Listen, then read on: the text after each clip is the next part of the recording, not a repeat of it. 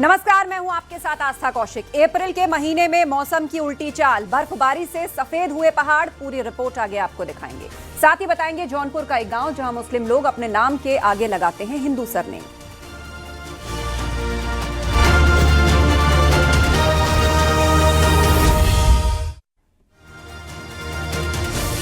अप्रैल का महीना, लेकिन गर्मी का आता पता नहीं है। मौसम ने पूरी तरह करवट ले ली है। पहाड़ से लेकर मैदान तक तापमान में गिरावट दर्ज की जा रही है। उत्तराखंड के ऊंचाई वाले इलाकों में लगातार बर्फबारी हो रही है।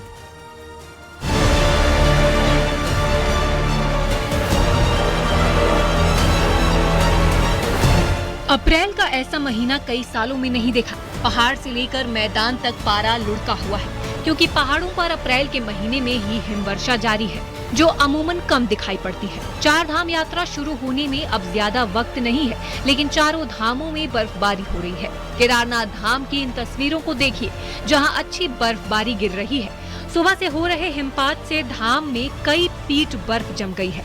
पूरी केदार घाटी में कड़ाके की ठंड पड़ रही है। ऐसा लग रहा है मानो दिसंबर जनवरी का महीना चल रहा हो। 22 अप्रैल से केदारनाथ के कपाट खुलने वाले हैं।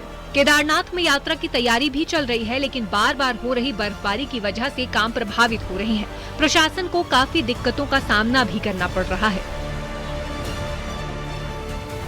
उत्तरकाशी में भी मौसम बदला हुआ है। यमुनोत्री धाम में लगातार बर्फबारी हो रही है। यहाँ रात से लगातार बर्फबारी देखने को मिल रही है। यमुनोत्री धाम के कपाट खुलने में अब महज कुछ दिन बचे हैं, लेकिन खराब मौसम से तैयारियों पर असर पड़ रहा है। गंगोत्री धाम का भी यही नजारा है। बर्फबारी से हर तरफ सफेदी दिख रही है। पेड़ बर्फ से सफेद हो गए हैं। बर्फबारी से पूरे इलाके में जबरदस्त सर्दी पड़ रही है। बद्रीनाथ धाम में भी बर्फ पड़ी है। चोटियों पर जमी बर्फ देखी जा सकती है। मौसम विभाग ने बारिश और बर्फबारी का पूर्वानुमान जताया था। मौसम विज्ञान की तरफ से अगले कुछ घंटों में चमोली, रुद्रप्रयाग, टिहरी में हल्की बारिश का अलर्ट जारी किया है। Bureau report, news 18, Uttar Pradesh, Uttarakhand.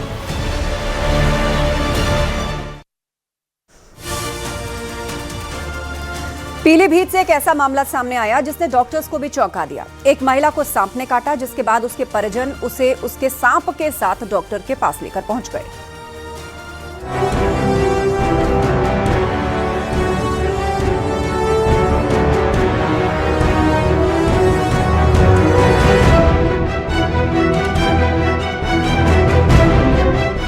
अस्पताल में इलाज करा रही महिला, वही डिब्बे में फन फैलाता कोबरा। अस्पताल में आए दूसरे मरीज और तीमारदार भी हैरान हैं। दरअसल महिला को इसी सांप ने काटा था। पीलीभीत के मधैया गांव में उस वक्त हड़कंप मच गया जब घर में काम कर रही महिला को अचानक जहरीले सांप ने काट लिया। सांप के काटते ही घर में कोहराम मच गया। कोबरा को देखकर परिजन हैरान तो थे, लेकिन उन्होंने हिम्मत दिखाकर सांप को पकड़कर उसे डिब्बे में बंद कर दिया। आनन फानन में परिजन महिला को लेकर इमरजेंसी वार्ड में पहुंचे। डॉक्टर की मेज पर डिब्बे में बंद सांप रखा गया। पूरा वार्ड सहम उठा। ड्यूटी पर तैनात डॉक्टर भी सख्ते में आ गए। तो इस कारण जो है उन्हें हल्का सा नशा होने लगा। तो मैंने कहा कि गाड़ी मंगाई, फिर जो है वहाँ से लेके चल पड़े और नशा जो है ज़्यादा हो गया था। एक जो है गंगा जी मरी है, मधैया की है रहने वाली। आज सुबह उसको काटा है। काले रंग का सांप है, जो सांप भी साथ लेकर आए, जो कोबरा है। अभी जितने भी आवश्यक दवाई होती है, वैक्सीन होती है, वो हमने शुरू करवा दी है, टीके लगवा दिए। अभी स्थिति क्रिटिकल तो है ही है, मगर कंट्रोल में है। डॉक्टर ने महिला का तुरंत इलाज शुरू किया। इसके बाद अस्पताल प्रशासन ने वन विभाग को सूचना दी। वन विभाग की टीम तुरंत मौके पर पहुंची और सांप को अपने कब्जे में ले लिया। फिलहाल महिला की हालत खतरे से बाहर बताई जा रही है। इस वक्त कई जिलों में बारिश देखी जा रही है। ऐसे में बारिश में ये मौसम में सांप ज्यादा सक्रिय हो जाते हैं। पीलीभीत से सैयद कयाम रजा के साथ bureau report, news 18, Uttar Pradesh, Uttarakhand. Noida international airport का पिछले महीने उद्घाटन हो चुका है। अब इंतजार उस वक्त का है जब यहां से विमान टेक ऑफ करेंगे।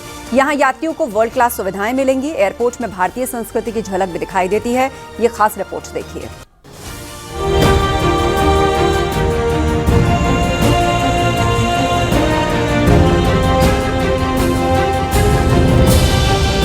नए भारत की उड़ान का नया रनवे,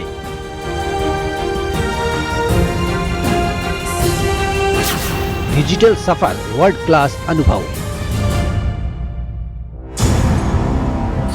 यूपी बनेगा एविएशन हब।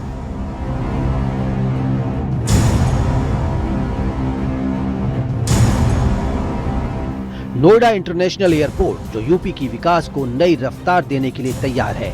हाल ही में पीएम मोदी ने एयरपोर्ट का उद्घाटन किया था। अब हवाई सेवा के शुरू होने का बेसब्री से इंतजार हो रहा है। ये केवल एक एयरपोर्ट नहीं है, बल्कि उत्तर भारत की कनेक्टिविटी और विकास की रफ्तार को तेज करने वाला है। यहाँ यात्रियों को वर्ल्ड क्लास सुविधाएं दी जाएंगी, जिससे यात्रियों को इंटरनेशनल स्टैंडर्ड वाला अनुभव मिलेगा। यात्री टर्मिनल से रनवे तक सब तैयार है। कहा जा रहा है कि एयरपोर्ट पर एंट्री से लेकर बोर्डिंग तक सिर्फ 20 मिनट लगेंगे। डिजिटल यात्रा, ऑनलाइन चेक इन से लेकर सेल्फ बैगेज ड्रॉप और बायोमेट्रिक बोर्डिंग पास को परखा जा रहा है।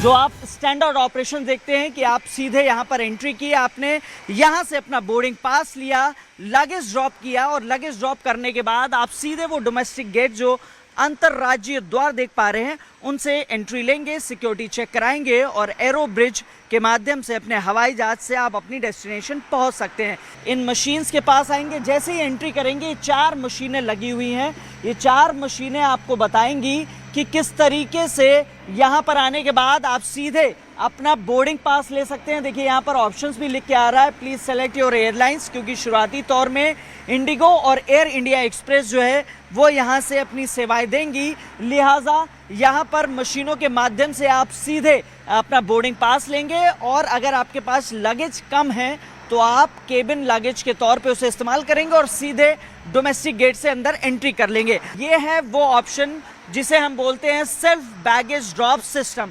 यहाँ पे मशीनें लगी हुई हैं। आप सीधे जब अगर आपके पास लगेज है तो आपको स्टैंडर्ड जो ऑपरेशंस होते हैं वहाँ नहीं जाना है, सीधे आइए यहाँ से अपना बोर्डिंग पास लेंगे। आपको यहाँ से बोर्डिंग पास प्रिंट होके मिल जाएगा।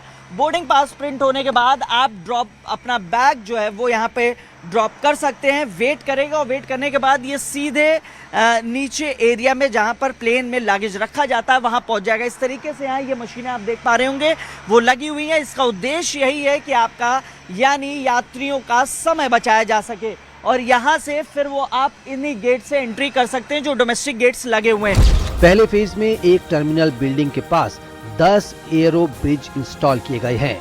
एयरपोर्ट टर्मिनल बिल्डिंग 1,38,000 वर्ग मीटर में बनकर तैयार हुई है। 28 हवाई जहाजों के पार्किंग की व्यवस्था है। 1 घंटे में 60 प्लेन टेक ऑफ और लैंड कर सकेंगे। ये टर्मिनल देखेंगे, बैक एरिया है, इसको एप्रन एरिया बोलते हैं। T1 टर्मिनल पूरी तरीके से बनकर तैयार हो गया है और ये 10 एरो ब्रिज हैं जो पूरी तरीके से इंस्टॉल कर दिए गए और यहीं पर प्लेन लगेंगे जहां से जो यात्री हैं वो यहाँ पर अपने प्लेन पर बैठेंगे और अपने डेस्टिनेशन को जाएंगे। फिलहाल आपको बता दें 12 मिलियन कैपेसिटी रहेगी। नोएडा इंटरनेशनल एयरपोर्ट के टर्मिनल 1 पर मिस्टिक अबोर्ड दिख रहा है। ये एक अनूठी थीम पर आधारित झोपड़ी है जो 8,000 से ज्यादा पीतल की घंटियों से बनी है। ये बोर्डिंग गेट के पास एक प्रमुख आकर्षण है। इसका जो अपर एलिवेशन है यानी छत, उस पे भी बेल्ट्स लगाई गई हैं। लिहाजा कुल 8,000 बेल्ट्स लगाई गई हैं और आप देखेंगे कि ऊपर बेल्ट्स में ऊपर जो है 3 बड़ी बेल्ट्स लगी हुई, इसके अलावा ये छोटी छोटी कुल 8,000 बेल्ट्स लगी हुई है। एयरपोर्ट पे भारतीय संस्कृति की झलक भी दिखाई देती है। एयरपोर्ट पर पद्मश्री से सम्मानित परेश मैती की पेंटिंग लगाई गई है जो 100 फीट लंबी और 8 फीट ऊंची है। पेंटिंग में ऐतिहासिक स्थलों को दर्शाया गया है। पहला हिस्सा आप देख पा रहे होंगे ये काशी है, यानी काशी विश्वनाथ शिव नगरी, उसको दर्शाया गया है। दूसरी सांची स्तूपा है जो कि आपको बता दें सम्राट अशोका ने बनाया था और बौद्ध धर्म के लिए ये काफ़ी महत्वपूर्ण है और ऐतिहासिक माना जाता है। इसके साथ ही 7 जो वर्ड्स ऑफ वंडर हैं उनमें से एक ताजमहल भी यहाँ पे दिखाया गया है। इस पूरी पेंटिंग को 6 हिस्सों में बनाया गया है। इसके अलावा मथुरा वृंदावन, चूँकि उत्तर प्रदेश की सांस्कृतिक वैभव और विरासत भी दिखाई गई है।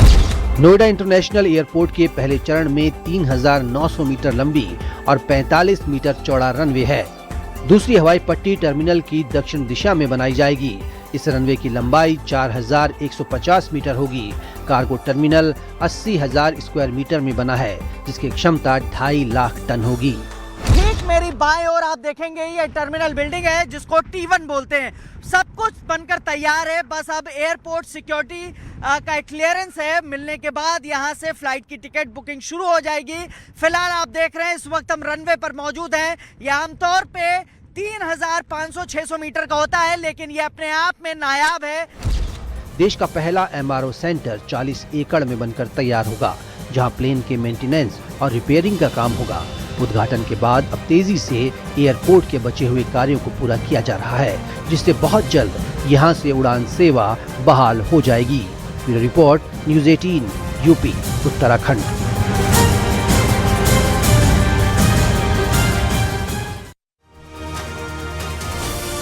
देहरादून के विकास नगर से एक दिल को छू लेने वाला वीडियो सामने आया, जो एक डॉगी और गाय के अटूट रिश्ते को दिखाता है, जिसमें डॉगी अपनी दोस्त के लिए रोटी का इंतजाम करते हुए साफ दिखती है।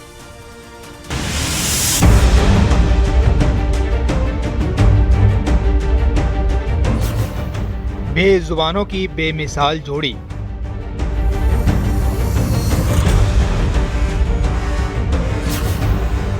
डॉगी ने निभाई दोस्ती, गाय को खिलाई रोटी।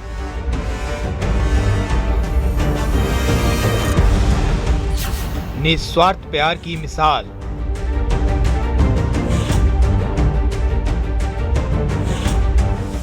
इंसानी रिश्तों में जब स्वार्थ आ जाए तो जानवर भी आईना दिखा देते हैं। देहरादून के विकास नगर से आई एक तस्वीर जो ये दिखाती है कि जानवर भले ही बोल ना पाते हों, अपनी परेशानी बता ना पाते हों, लेकिन वो सबका दर्द जरूर समझ लेते हैं। विकास नगर में एक गाय और डॉगी की दोस्ती की काफी चर्चा हो रही है। एक दिल छू लेने वाला वीडियो भी सामने आया है, जहां इस डॉगी ने अपनी दोस्ती और निस्वार्थ प्रेम से एक संदेश दिया है। विकास नगर इलाके की लेमन हॉस्पिटल रोड की ये तस्वीर है। एक आम सी सड़क जहां एक डॉगी अपने मुंह में रोटी दबाकर तेजी से दौड़ती हुई नजर आ रही है। उसकी चाल में जल्दबाजी है, उसकी आंखों में तलाश है, जैसे वो किसी अपने को ढूंढ रही हो।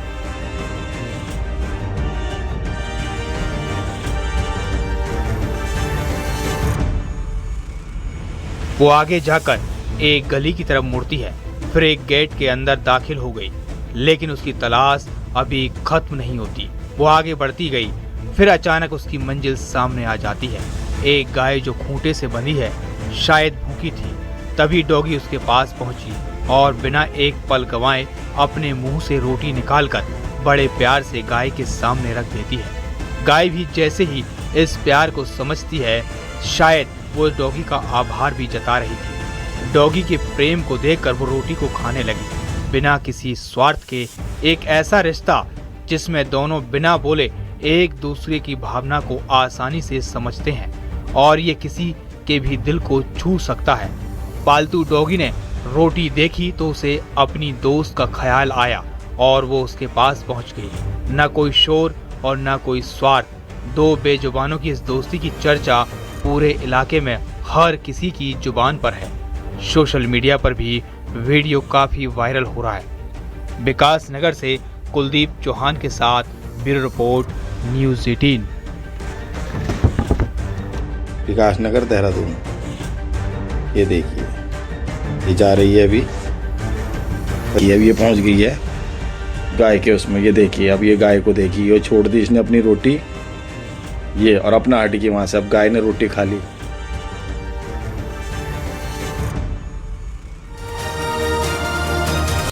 जौनपुर का एक गांव काफी वक्त से सुर्खियों में है। यहां मुस्लिम समुदाय के कई परिवार अपने नाम के साथ हिंदू सरनेम लगाते हैं। इन परिवारों का कहना है कि उन्होंने अपने पूर्वजों की विरासत को संजो कर रखा है, जो 7 पीढ़ी पहले हिंदू धर्म का पालन करते थे।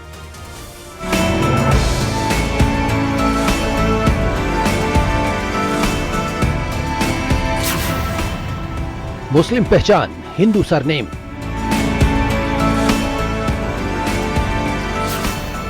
नाम नौशाद अहमद, सरनेम दुबे। इतिहास और विरासत से जुड़ाव। जौनपुर के एक गांव की ऐसी कहानी जहां नाम के साथ जुड़ी पहचान भाईचारे का संदेश बन गई है। जौनपुर के केरागत तहसील क्षेत्र के डेहरी गांव में कुछ मुस्लिम परिवार रहते हैं, जहां के रहने वाले नौशाद अहमद पिछले 3.5 साल से अपने नाम के साथ दुबे सरनेम जोड़ रहे हैं और इसी वजह से ये गांव चर्चा में है। नौशाद अहमद दुबे बताते हैं कि ये कोई नई पहचान नहीं बल्कि उनके पूर्वजों की विरासत है जिसे वो संजो कर रख रहे हैं। उनका कहना है कि उनके पूर्वज हिंदू थे और उसी परंपरा की झलक आज भी उनके नाम में जिंदा है। हैरत वाली बात यह है कि डेहरी गांव में नौशाद अकेले नहीं हैं। यहाँ 20 से ज्यादा मुस्लिम परिवार हैं जो अपने नाम के साथ हिंदू सरनेम का इस्तेमाल करते हैं। ये सरनेम अपना लगाए हैं, जो वास्तविक हमारे पूर्वजों द्वारा सरनेम था उस सरनेम को हमने लगाया है। इससे पहले मैं अपने नाम के आगे कुछ भी नहीं लगाता था, तो मैंने मतलब जब सरनेम लगाया तो अपने पूर्वजों को लगाया। अब ये प्राकृतिक मेरे अंदर आया या जो भी आया, मैं 13-14 साल की उम्र से ही इस चीज को मतलब फील अपने मन में करता। ग्रामीणों के मुताबिक ये परंपरा दिखावे के लिए नहीं बल्कि अपनी जड़ों और इतिहास से जुड़े रहने की एक सच्ची पहचान है। नौशाद अहमद दुबे जब भी किसी शादी समारोह में शामिल होते हैं तो अपने नाम के साथ दुबे लिखना नहीं भूलते। कुछ वक्त पहले उनके घर की शादी का कार्ड भी काफी वायरल हुआ था। इतना ही नहीं, नौशाद सनातन परंपराओं का सम्मान करते हैं, घर में गाय पालते हैं, उसकी सेवा करते हैं। गौ माता की आप सेवा कर रहे हैं। गौ माता कहना कोई खराब नहीं लगता है, लेकिन माता किस वे में कहा जा रहा है तो लोगों को समझाना और ये पड़ता है। मतलब तो आपको बुरा नहीं लगता? बिल्कुल बुरा। अगर कोई कहे कि अब गौ माता को पाले हुए हैं, अपनी मान्यताओं के अनुसार उसको अच्छा समझते हैं। नौशाद अपने परिवार के बारे में बताते हैं। उनका कहना है कि करीब 7 पीढ़ी पहले उनके पूर्वजों में से एक लाल बहादुर सिंह दुबे हिंदू से मुस्लिम धर्म में आए थे और उसके बाद सभी ने उसका अनुसरण किया। जौनपुर शहर से करीब 30 से 35 किलोमीटर की दूरी पर डेहरी गांव है और ये गांव अपनी प्राचीन संस्कृति और विरासत को संजोए हुए है। जौनपुर से मनोज सिंह पटेल के साथ bureau report, news 18, UP, Uttarakhand.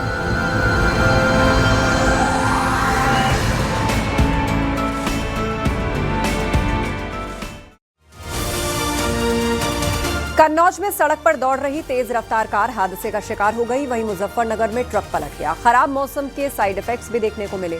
Jaunpur में पेड़ गिरने से बाइक सवार की मौत हो गई तो वहीं दूसरे कुछ शहरों में भी आंधी आफत बनकर आई।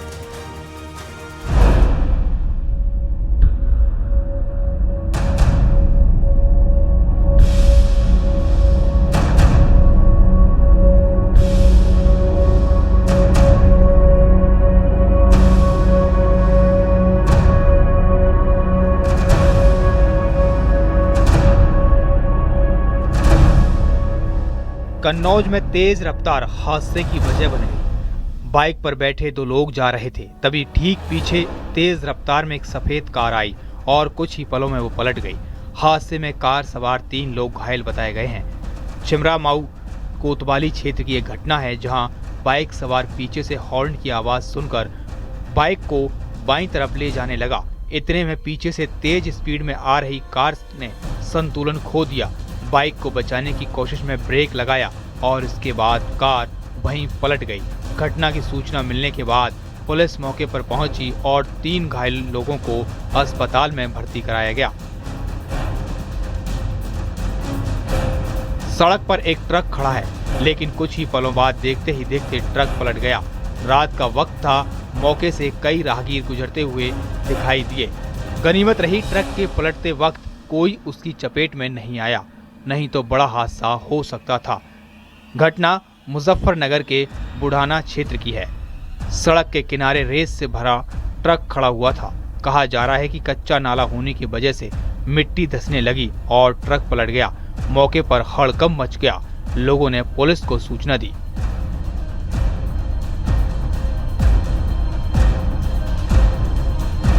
बदले मौसम के बीच आंधी तूफान जानलेवा साबित हो रहा है। जौनपुर में आंधी ने एक परिवार की खुशियां छीन ली।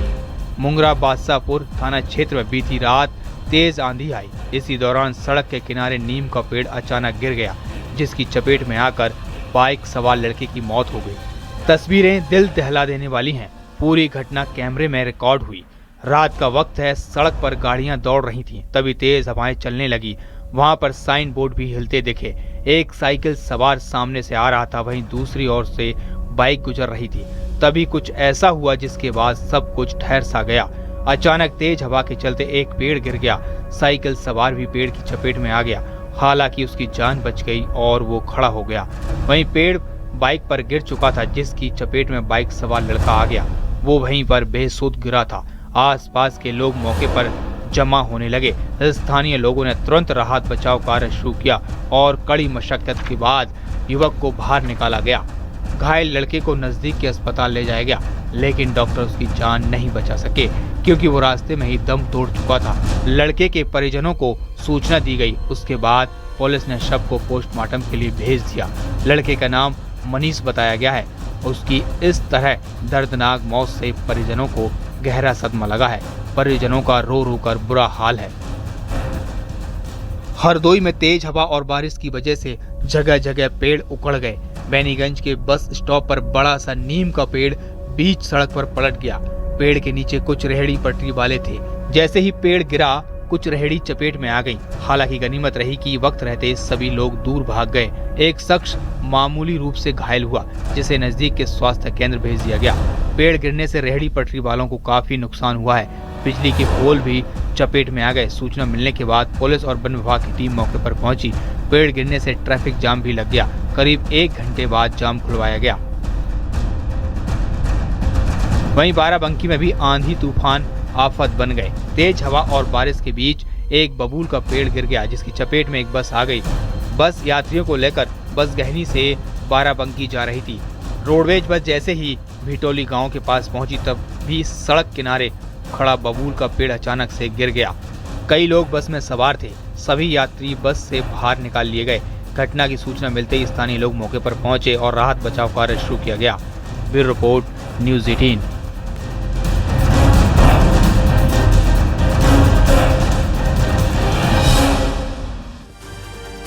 प्रधानमंत्री मोदी का देहरादून दौरे का कार्यक्रम तय हो गया है। 14 अप्रैल को प्रधानमंत्री मोदी 10:30 बजे देहरादून एयरपोर्ट पर पहुंचेंगे।